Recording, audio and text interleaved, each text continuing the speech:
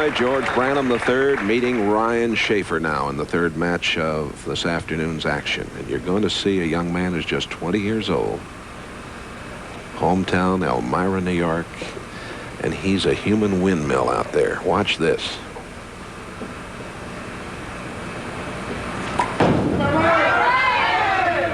And what a way to start for Ryan-Shafer. His first career appearance in the TV finals. Let's see if George can keep it going. This could be one of the greatest matches on television we've had in a long time. Two young players, two very talented young players, going at it on television for the first time.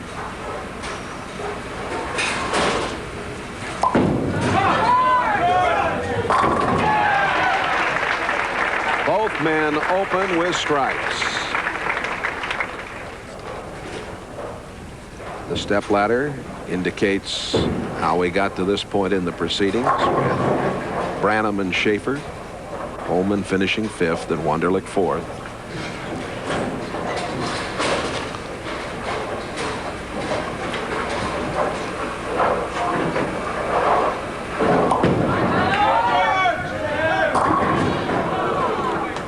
And George leaves the 4-pin. An interesting sideline, Jay, to what's happening today is as we watch George Branham repeat that shot, and you can see the 4-pin, and the ball broke very sharply on the back. An interesting sidelight to this is the fact that the last time Marshall Holman and Mark Roth were on the same telecast as they are today was the Quaker State Open earlier this year. And at that time, a rookie, John Odrobinick, came through the whole field and won. We have two, you might say, rookies on the telecast today. And there is Roth. He qualified first. He's waiting in the wings to meet the winner of this one.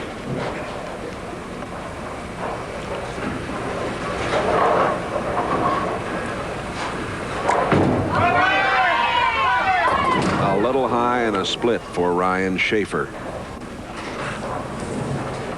A very difficult split. If you remember last week on the telecast, we had the same split left, and it was picked up. As you see, he comes right off his toes, right up in the air. He's just a little guy, Ryan is, and he tries to get every ounce of his body involved in the shot. He's going to try to slide the 3-pin across to take out the 4-7. Good attempt. It was a good attempt. I talked about him being a human windmill out there. He does have an unusual style. I mean, he throws himself into it. He gyrates out there, and he really does get a lot of loft and a lot of speed for his size. He is just 135 pounds wringing wet.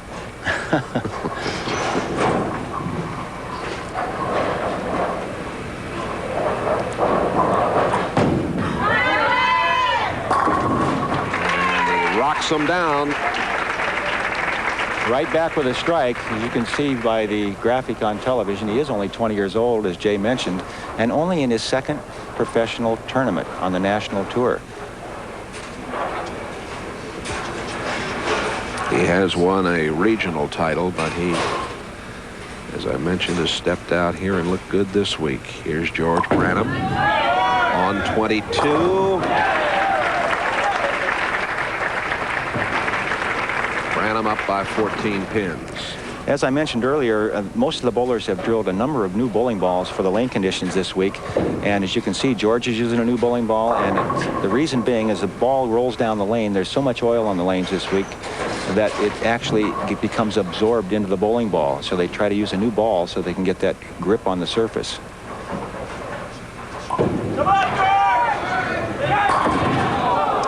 And the 10-pin is standing for George. George bowling extremely well. He's had 2 strikes on lane 22, left the 10-pin and the 4-pin on lane 21. So he's lined up to the pocket, and it's going to be difficult for Ryan-Shafer if he doesn't get it going very early in the match to stay with George the way he's throwing the ball.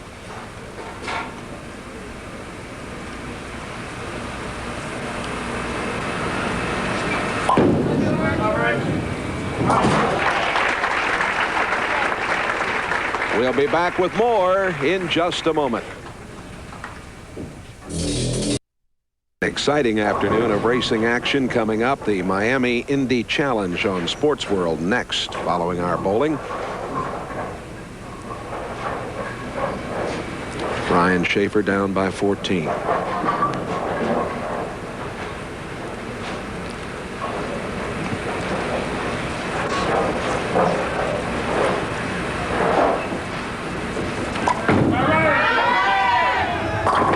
Looking good, but there's the 4-pin.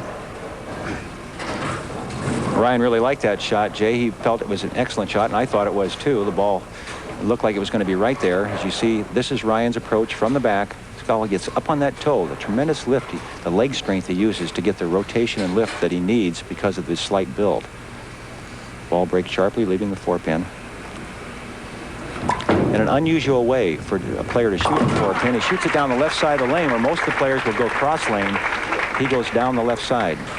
Last week in the True Value Open in Indianapolis, Ryan won the Pro Tour qualifier on Monday, failed to cash.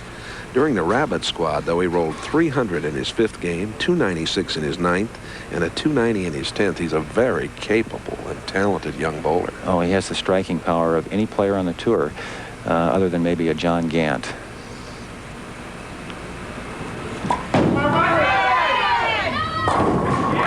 And there he showed it, Jay, with all that rotation, those pins just dancing down there. And there you see that he had back-to-back 300 games in a regional match play event in Mechanicsburg, Pennsylvania. Actually, it was a 300-300 tie, I believe, wasn't it? Yeah, it tied a PBA record. It had been done once before by Tom Baker and Pete Weber in the national tournament in Denver.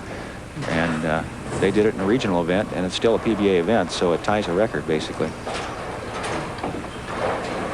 As you watch George Branham here in the 5th frame, another good shot. Now, George has had all 5 shots in the pocket. He's had 2 10-pins and a 4-pin. He is definitely lined up. He starts carrying. Ryan's better get it going. Well, Branham with that 246 game at 9 strikes in his victory over Wonderlic, and he now has a 13-pin lead.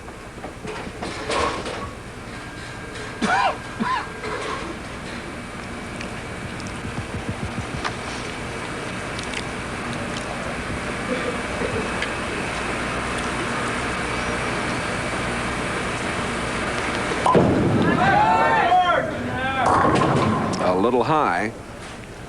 And George looked like he had a problem with the foul line there, Jay, as Steve Wonderlic did a couple of times in the last game. If you remember, Steve Wonderlic slipped and fouled. And I watched George to get to the foul line. He looks like he loses his balance here. You can see him kind of catch himself there a little bit, like he was off balance. He didn't like the shot, and he was fortunate that he didn't get a big split out of that. The 6, 9, 10. The first big mistake by either player, other than the split that Ryan had in the 2nd frame, but the first actual missed spare. As you see the ball slide by the 6-pin and slide it in front of the 9.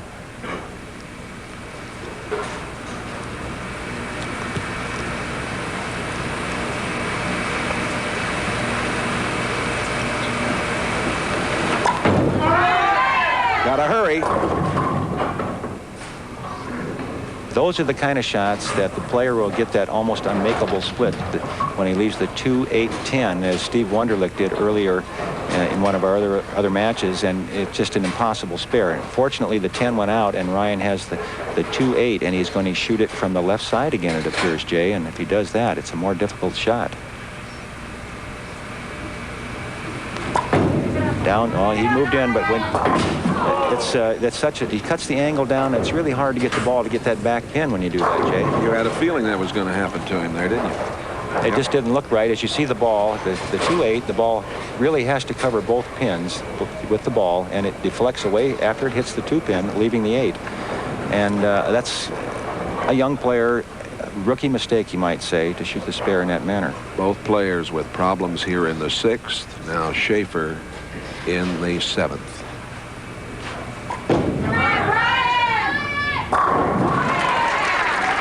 And he comes back with the strike. Hope you're enjoying the Brunswick Memorial World Open. More of the play after this from your local station. Of the PBA Fall Tour continues at the Brunswick Memorial World Open. Branham up by 11.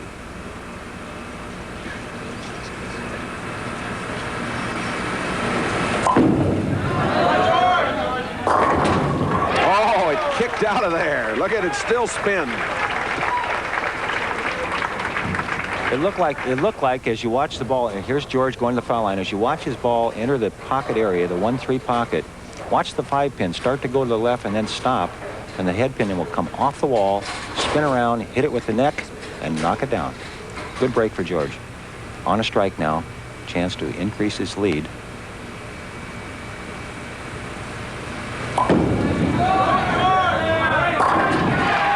All right. 21 pin advantage now for George Branham. Schaefer, a strike in the 7th. On lane 22 in the 8th.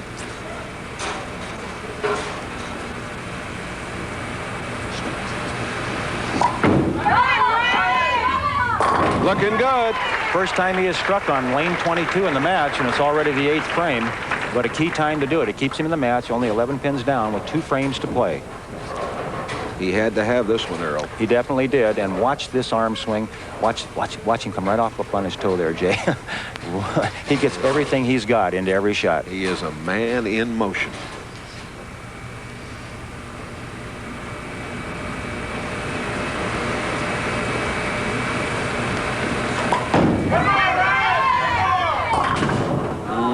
And now he's got big trouble. He does, and he was in position there to get the match to within 1 pin if he would have struck. And it was a key shot. It's 9th frame. It's late in the match. Without the spare here, which is a very difficult shot, as you see the ball go through the middle of the head pin, leaving the 6, 7, 10. Without this spare, George Branham is really in a commanding position.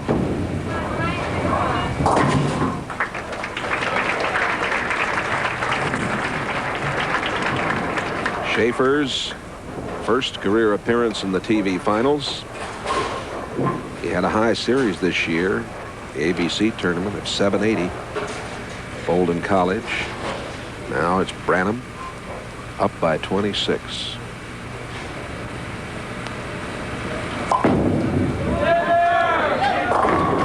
And Branham strikes, and he is definitely the man of the moment. He is. Hit him thin and watch him spin, Jay. He did it again. That's back-to-back on that right-hand lane, lane 22, that he's had the ball come in light in the pocket. You see George going to the foul line. Now watch the ball hit, just barely get enough of the head pin to get him dancing around. And watch the pin. It looks like it's already in the pit area. Turn around and just knock the 7 down.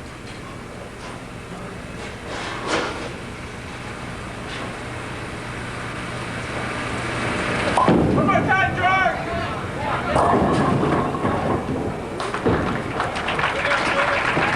He's our winner. George Branham III from California. His first career championship round appearance, and his best previous finish was 8th. I think I said that was at Los Angeles in '86.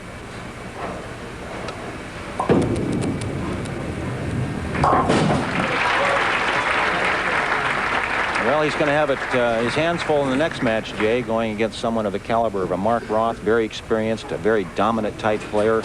And he's the kind of guy, when you get out there and bowl against him, as I've done many times in the past, he can be intimidating with the power that Mark Roth has in his release. It's going to be interesting how George Branham bowling for his first championship against the player of the caliber of Mark Roth. Well, no black profession a PBA title. It will be Branham against Roth. More in just a few moments from the Brunswick Memorial World Open here in Glendale Heights, Illinois.